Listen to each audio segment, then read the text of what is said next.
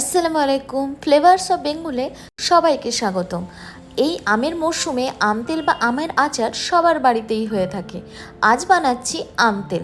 আমতেল বানানোর জন্য নিয়েছি 1 কেজি আম। আপনারা চাইলে তার থেকে বেশিও নিতে পারেন। আমগুলোকে ছোট ছোট টুকরো করে কেটে নিয়েছি। এখানে লম্বা লম্বা করে টুকরো করে কাটলেও হয়। তারপরে হলুদ আর লবণ মিশিয়ে সেটাকে ভালো করে মেখে নিতে হবে। এবার মাখানো আমগুলো শুকোতে দিন। একটি পাত্রে ভালো করে ছড়িয়ে আমগুলোকে শুকোতে দিতে হবে। আমি আমগুলো একদিন শুকিয়েছি। এবার একটি মশলা বানিয়ে নিন।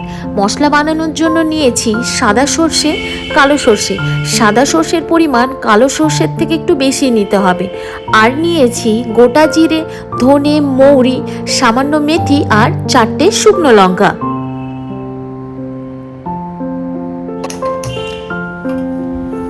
এবার কড়াইতে সমস্ত গোটা মশলাগুলোকে হালকাভাবে ভেজে নিন।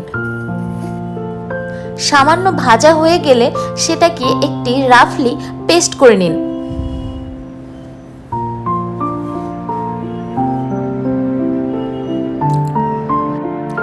একটি কড়াইতে বেশ খানিকটা পরিমাণ তেল নিয়ে তাতে কালো জিরে ফোড়ন দিন।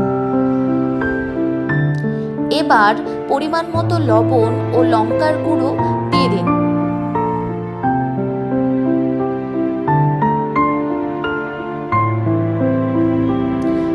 এরপর কতকগুলো কাঁচা লঙ্কা দিয়ে দিন। কাঁচা লঙ্কাটা একটু ভাজা হয়ে এলে তাতে আমগুলো মিশিয়ে নিন।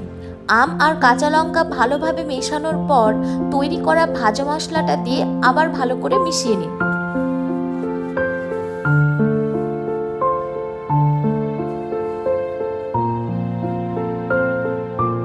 সমস্ত কিছু ভালো করে মেশানো হলে কিছুক্ষণের জন্য ঠান্ডা হতে দিন। কিছুক্ষণ পর ঠান্ডা হলে একটি কাচের জারের মধ্যে আমতেলের আচারটি রেখে দিন